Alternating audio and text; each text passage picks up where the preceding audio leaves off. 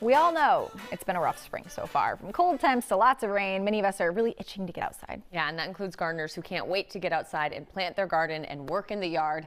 There's reason to celebrate, though. We can finally start planting some of those vegetables.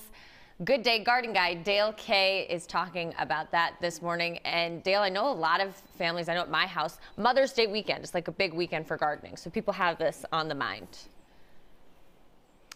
You know, Hannah, it's almost like the Super Bowl for gardening, Mother's Day weekend. Lots to do in the garden.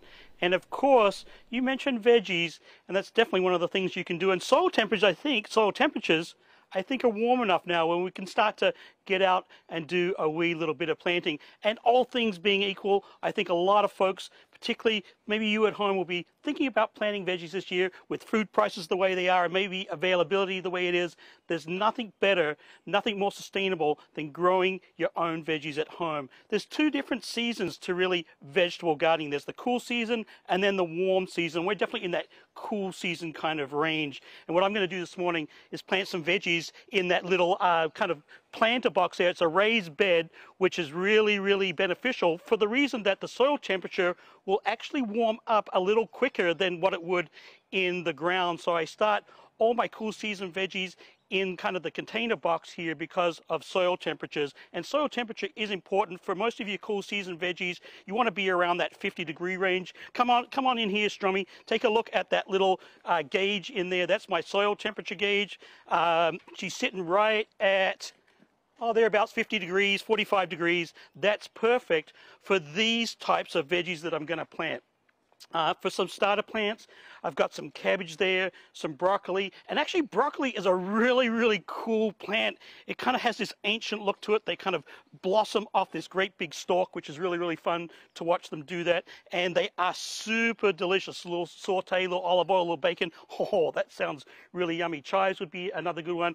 Also onions as well. I mentioned two seasons, the warm season veggies like your tomatoes, your peppers, your cucumbers. You really want to wait and make sure soil temperature is as warm as it can be. So I usually plant all those guys usually towards the end of May. Even into the first week of June, you'll be just fine. If they sit in cold soil, they tend to go backwards, and that's no fun. Green thumb will be definitely a thumbs down if you plant this stuff too early. Also, from seed, super easy stuff to grow. Peas, I actually like peas. I'll put them on the trellis that was in back of that box. They'll grow up there quite nicely. Lettuce is another good one that is easy to grow. Spinach, carrots, and radishes as well. Also, spuds are super easy to grow as well. And I'm actually going to grow these in a container.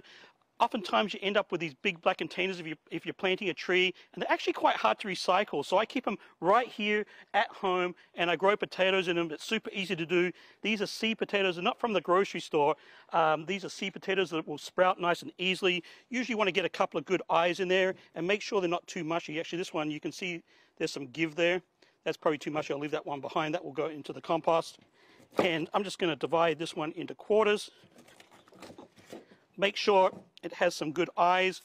And then that just goes right into the potting soil. Just like that. And as they begin to sprout and produce leaves, what you do is you mound them up 2 or 3 times. So as it grows, as they shoot, you keep kind of raising the soil up to about this level, and that way you'll get lots and lots of spuds. So you see they're down there super low in the pot, and as they sprout, I'll just keep mounding what you call mounding, and you'll just keep rising that soil up to the top of the pot, and then you'll get, again, lots of those veggies. Now, the other key with vegetable gardening is make sure, well, really, the green thumb is all in the soil, so make sure you amend your soil. I actually did this one in the fall. It's a nice little fall gardening chore for me. Gets me outside, gets the blood pumping. But basically what you want to do is make sure you turn that over and add in lavish amounts of compost and garden soil and amend that, because the more of that good stuff you mix in, even cow manure, anything solid and organic is absolutely fabulous.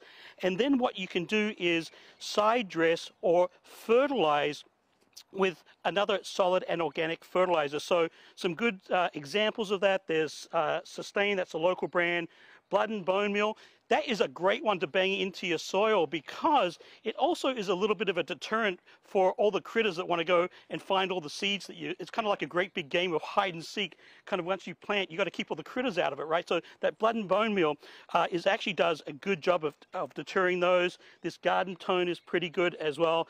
And this is a little gem of a secret. I shouldn't really, okay, only on Fox 9. Only on Fox 9 will you see this. You won't see it anywhere else. But this is like the secret kind of fertilizer. This Coop poop, it's obviously a foul meal type of fertilizer, but you will be amazed at how well your veggies will grow. So once you've got all that mixed in, all that banged in, you're going to give it a nice little rake off, create the rows for your seeds. I even just use a stick like this to make the rows. That's super easy. And then what you can do is enjoy a cup of coffee. And look, by the power and the magic of television, look, cupcakes arrived from Dessert Utopia. That's Bob's your uncle. Back to you. I thought you said your uncle's name was like Gene or something. Yeah, Bob's your uncle? This is saying. Maybe he's not talking. He's done with us. No, I'm gonna eat my Bob. No, Bob's not my uncle, but Bob's your uncle. It's a little bonza of a little cupcake here. You know, I cut my finger. I cut my finger last night too. I cut my finger, and this will make me all warm inside because this was an owie. The healing power of cupcakes. Yeah, Steve Strom was with me earlier at Desertopia, and so of course we had to send you a cupcake. Okay, all right, we'll let you eat. Thank you.